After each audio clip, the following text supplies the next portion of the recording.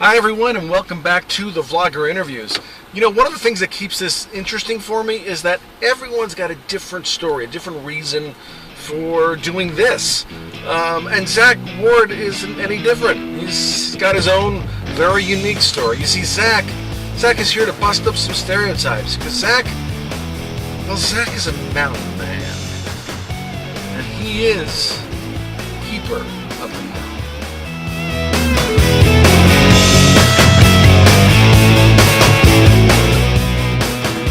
Let's talk about the description of your website. You say it's preserve the mountain lifestyle. Let's start with that. What does that mean? And then we'll go on from there.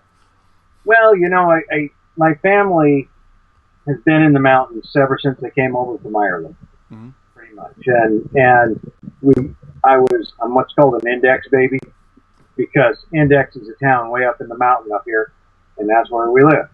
And you know, we had a lifestyle when we were younger. It was pretty carefree.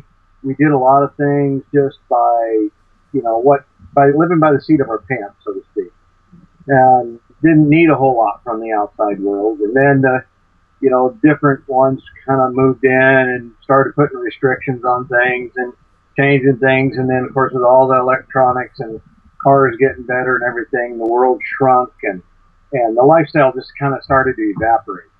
And people were leaving, and I left for a while and came back, and so I just really appreciate my roots, where I came from, and the things I've learned. And there's a lot of stuff. I'll go to a museum, and I'll go to the tool section, and they've got all these antique tools. Well, I grew up using them. And so you eventually came back to the mountains.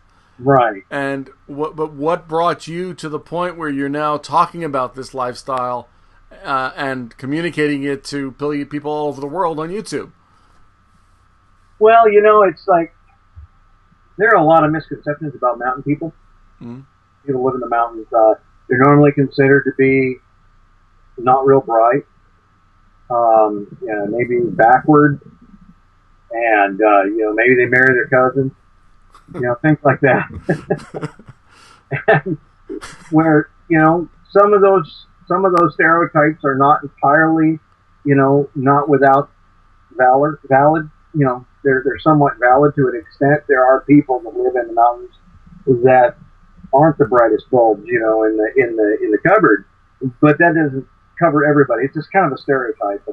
Sure. And I'm pretty proud of, where I'm from and what I know, and there's this different skill sets that you get living off the land and things like that. And I actually enjoy the life. And I thought, you know what? There's nothing out there. There's all kinds of people out there with cowboy stuff. And there's people out there with city stuff. But nobody does anything with the mountains. Because, mountain people aren't cowboys. And they aren't city people. And they really don't fit any of the positive role models and stereotypes out there. So I treat it with a little humor. I have a lot of fun with it, and at the same time, I'm kind of educating people because, when I do stuff like burning things or blowing them up or whatever, I do it in a comedic manner so they can tell I'm joking around. I mean, it's like when I lit that fire or when I did my computer repair video. I don't know if you saw that. I haven't seen it yet. Yeah, it's called Die Computer Die. And I take an old laptop, and I have my cousin, Seamus McAllister from the old country. I play him, I have this cheesy Irish accent. And he's going to fix my computer. Well, he's going to install a new driver, but he doesn't have a driver. He's going to have to use a sand wedge. And so he whacks it with the golf club, and then he goes and he installs a new driver with that. Okay, then he reboots, stomps on it with his boot, and picks the program with a pickaxe, hits any key to continue with a sledgehammer, and then lights it on fire. It's just fun.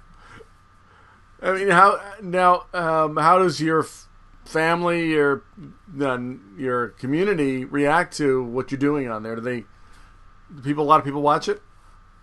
Some of my close friends do. Most of them don't get YouTube. A lot of people don't get YouTube. You know, I mean, it's like one of my neighbors down here. In fact, I think you've interviewed him, Flashcam Gordon. Oh yeah, yeah. The way I got into YouTube is I had a truck I wanted to sell. It had a diesel engine in it, and I thought, you know what, I'm just gonna videotape this thing, put it on this YouTube thing, and link it to Craigslist for the ad. Because I thought, you know, people want to see it run. Well, in 6 hours, I sold the truck. I mean, it was just like, boom. I had 40, 50 people watch this video, and my phone was ringing off the hook, and a guy showed up with a cash and took the truck. Well, that worked out pretty good, and I just forgot about it for a while, and next thing I know, it's got all these comments and all these views and everything, and people watching it, and it's a ridiculous little video. It's just the truck idling. I thought, well, I can do that.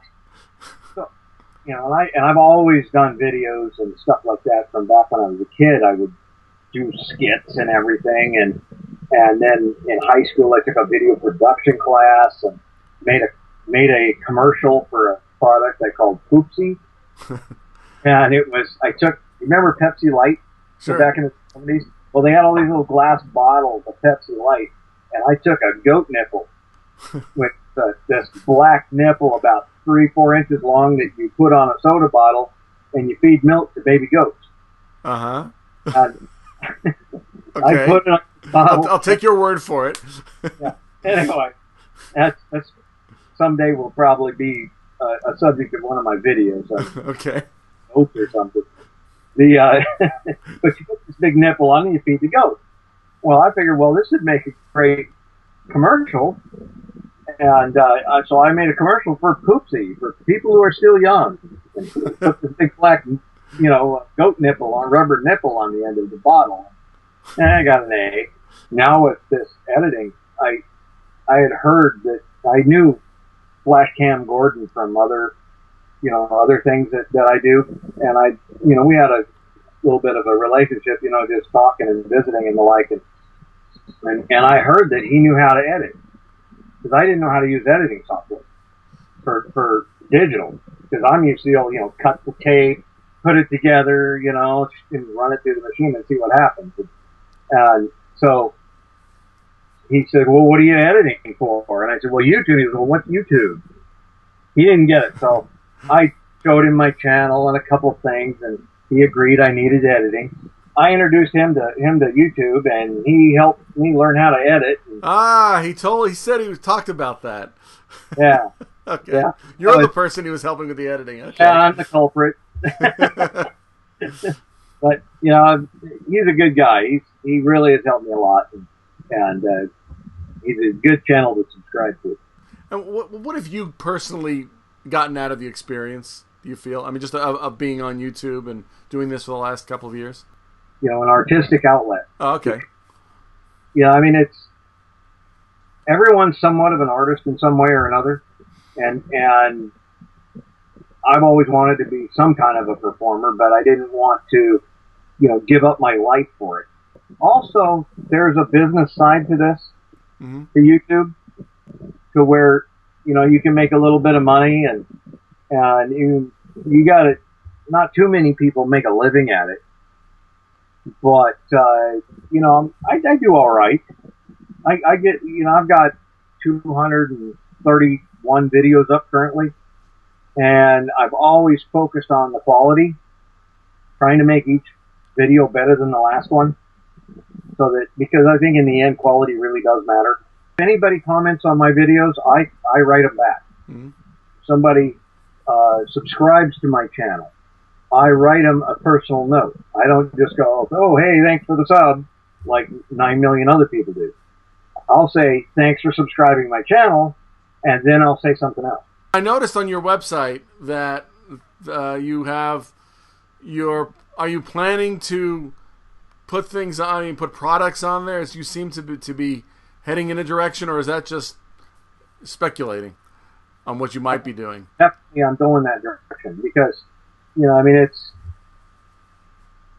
there's a big discussion in the art community about selling out. Mm-hmm. Oh, if I monetize it, I'll sell out, and this and that and the other. And I really think that's a misnomer. Mm-hmm. Really do, because no matter what you do in life that you're talented at, if you're paid to do it, it's normal. That's how our system is set up, that capitalist system. And I mean, you think about all the artists that, even famous ones like, say, Bob Dylan or somebody who's like totally out there as far as, oh, don't sell out, don't do this, don't do that. And yet he's become quite a wealthy man. Sure. Because he's sold his art. And people have been willing to buy it. So I really don't see that as selling out. The only time I could consider selling out is if you compromise your standards. Right.